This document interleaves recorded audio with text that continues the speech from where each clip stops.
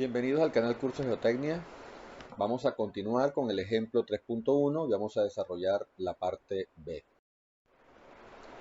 Recordemos que en el inciso B nos piden determinar los esfuerzos verticales y horizontales en condición total y efectivo de la muestra luego de ser extraída a la profundidad de 5 metros. Y para esto vamos a trabajar con el parámetro A de Skempton igual a 0.5.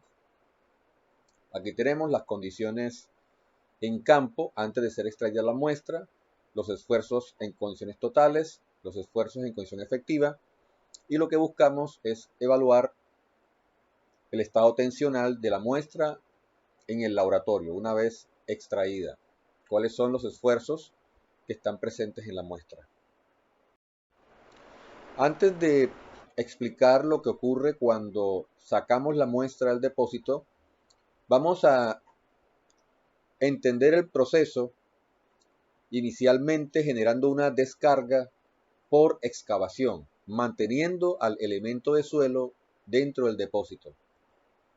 Cuando se realiza esta excavación, el elemento de suelo va a sufrir una descarga, tanto de esfuerzos verticales como de esfuerzos horizontales. Y esta descarga va a depender del tamaño del área excavada y de la profundidad asociada a la excavación. En la medida en que sea mayor el área excavada, mayor el espesor de terreno removido, mayor será la descarga obtenida. Dicha descarga podemos determinarla a través del método de Boussinesq. Existen expresiones tanto para calcular la reducción del esfuerzo vertical como la reducción del esfuerzo horizontal producto de retirar una determinada carga. Entonces, en primer lugar, analicemos qué está ocurriendo con los esfuerzos verticales totales. El esfuerzo vertical final, luego de remover el material, será el vertical inicial menos un cambio en el esfuerzo vertical. Y el esfuerzo horizontal final será el esfuerzo horizontal inicial menos un cambio en el esfuerzo horizontal. Y hemos dicho que estos cambios en los esfuerzos pueden ser determinados a través de la teoría de Boussinesq. Ahora, ¿qué genera estos cambios en los esfuerzos a nivel de las presiones de agua en la muestra de suelo? Para efectos de entender lo que está ocurriendo con los esfuerzos efectivos. Hasta ahora, lo que sabemos es que los esfuerzos en totales están disminuyendo. Para esto, analicemos al elemento de suelo que está sometido a un determinado valor de esfuerzo vertical, a un determinado valor de esfuerzo horizontal total, y si a estos esfuerzos le resto el valor de presión de agua presente, voy a obtener unos esfuerzos efectivos. Ahora, cuando se realiza la excavación, se reducen los esfuerzos verticales y los esfuerzos horizontales. Hay una reducción, hay una descarga. Y esta descarga inicialmente va a ser tomada por el agua. Observamos que el agua pasa de un valor inicial, U0, a un valor U0 menos delta de U. Ese cambio que sufre la presión del agua está en función de los cambios en los esfuerzos verticales y horizontales relacionados con los parámetros de Skempton. Podemos decir entonces que el cambio que sufre la presión del agua será la suma del cambio que sufre debido a una presión, un cambio en la presión de cámara y un cambio en el esfuerzo desviador. Y hemos explicado que el cambio que sufre la presión del agua por reducción en presión de cámara está dado por el producto del parámetro B por el cambio en la presión de cámara. Y el cambio que sufre la presión del agua debido a la aplicación de un desviador está dado por el parámetro A trazo, que se determina como A por B, multiplicado por el cambio en el esfuerzo desviador. Como es una muestra saturada, recordemos que el parámetro B es igual a 1 y en el enunciado se nos está entregando el valor del parámetro A. Por supuesto, en T igual 0, el cambio en los esfuerzos por la excavación va a ser tomado por el agua. Y teniendo en cuenta que la posición del nivel freático se mantiene y que la presión al interior de la muestra va a disminuir, lo que va a ocurrir es que el agua se mueve de puntos de mayor presión, que son puntos que se encuentran alrededor de la muestra, a puntos de menor presión, que son los puntos que se encuentran al interior de la muestra. Y teniendo en cuenta que el elemento aún se encuentra dentro del depósito, lo que va a ocurrir es la entrada de agua. Hay un flujo de agua hacia el interior de la muestra. Y mientras ocurre esa entrada de agua, se presenta lo que conocemos como la consolidación. Hay un aumento de volumen por entrada de agua y en la medida en que el agua va ingresando, la presión del agua tiende a regresar a su valor inicial. Recordemos que el nivel freático no ha cambiado de posición, se ha mantenido, por lo tanto, la presión del agua tiende a su condición de reposo. Una vez finaliza la entrada de agua, finaliza la consolidación, finaliza el cambio de volumen, entonces tenemos que la presión del agua regresa a su valor inicial y en ese momento ocurre que los esfuerzos efectivos van a estar dados por los efectivos iniciales menos la pérdida de esfuerzo, ya sea vertical u horizontal, dependiendo de cuál sea el que estemos evaluando. Entonces, en T igual 0, lo que ocurre es realmente un cambio en los esfuerzos totales, un cambio en la presión del agua, y durante la consolidación es que los esfuerzos efectivos empiezan a cambiar.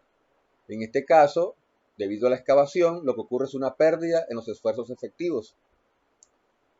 Recordemos, el esfuerzo efectivo al final del proceso de consolidación va a estar dado por el esfuerzo efectivo inicial menos la pérdida de esfuerzo. Ahora regresemos al caso del problema, y es que realmente la muestra va a ser extraída del depósito. Eso quiere decir que vamos a descargar completamente los esfuerzos que están presentes en la muestra en el depósito. Es decir, vamos a retirar completamente el esfuerzo vertical y vamos a retirar completamente el esfuerzo horizontal. Estos son los esfuerzos totales a los que está sometida la muestra a la profundidad de 5 metros, verticales, horizontales iniciales y valor de presión de agua.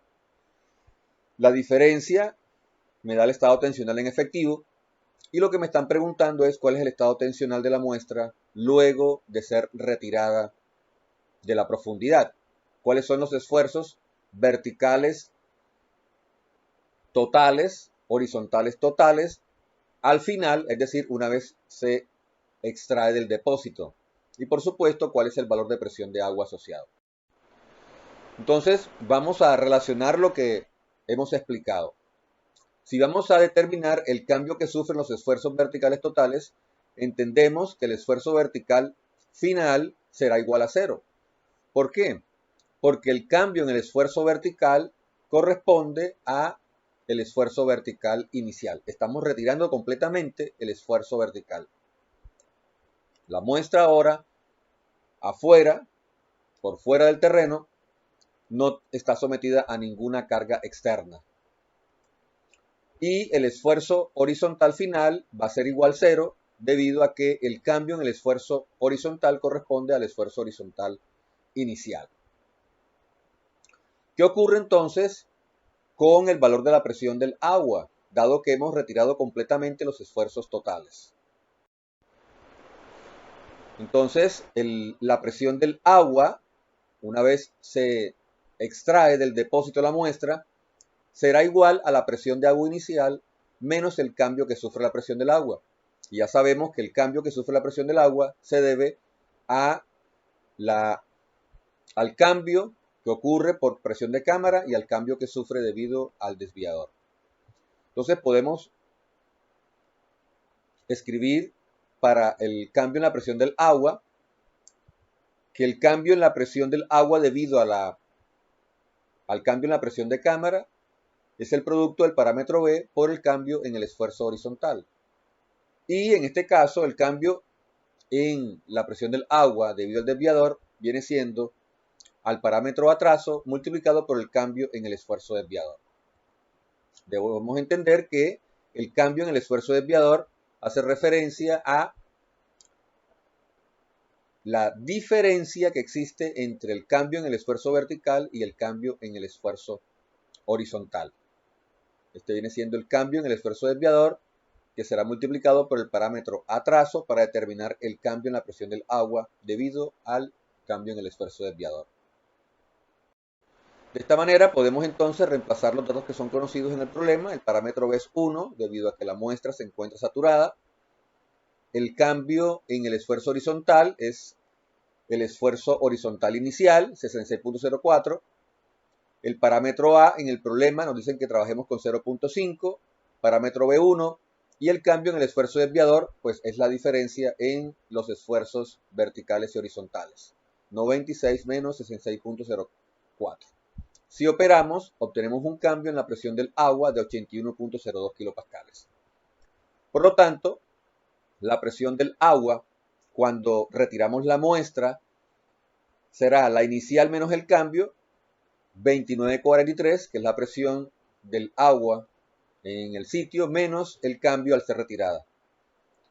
Eso nos arroja un valor negativo de presión del agua, menos 51.59 kilopascales. Ahora, debo entender que al estar la muestra por fuera del depósito, ya no está en contacto con el agua asociada al nivel freático. Por lo tanto, si bien los vacíos van a permitir entrada o salida de agua, al no existir agua rodeando la muestra, no tenemos la posibilidad de que entre agua y que la presión del agua regrese a su valor inicial, tal cual como ocurrió cuando se explicó el proceso de excavación. Como la muestra estaba dentro del depósito, rodeada de agua, el agua podía ingresar dentro de la muestra y la presión del agua podía regresar a su valor inicial. En este caso, al no existir el agua, no va a poder ingresar agua a la muestra y simulamos lo que llamamos una condición sin drenaje. No hay posibilidad de que el agua ingrese. La presión del agua va a permanecer en su valor, menos 51.59. Y esta muestra será la que llevemos a la prueba triaxial UU para determinar la resistencia al corte no drenada. Ahora debemos entender que cuando tomamos la muestra con un tubo de pared delgada, estamos retirando completamente los esfuerzos de la muestra. Los espacios vacíos no van a cambiar, dado que no puede entrar agua a la muestra y realmente estamos simulando una condición no drenada. No hay cambio en la relación de vacíos, no hay cambio en el contenido de agua, por lo tanto esperamos que los esfuerzos efectivos van a permanecer iguales y su valor será aproximadamente igual al que se presenta en el sitio. Ahora, si yo analizo los esfuerzos efectivos en el campo antes de ser extraída la muestra, puedo determinar un esfuerzo efectivo medio. Ese esfuerzo efectivo medio, calculado como el esfuerzo efectivo vertical más 2 veces el esfuerzo efectivo horizontal entre 3, corresponde a 46.59. Ahora, si yo analizo el esfuerzo efectivo medio de la muestra luego de ser extraída, encuentro que el esfuerzo efectivo viene siendo el total, que es 0, menos la presión del agua. Pero al ser la presión del agua negativa, obtengo un esfuerzo efectivo positivo de 51.59. Ahora observo que hay cierta diferencia en los esfuerzos efectivos, pero podemos considerar que al trabajar la muestra en una prueba triaxial, y teniendo en cuenta cierta perturbación al sacar la muestra del depósito, realmente el valor de resistencia que vamos a obtener en la prueba UU puede ser representativo de la resistencia al corte no drenada en el campo. Y esto es lo que vamos a trabajar en el próximo problema. Hasta el próximo video.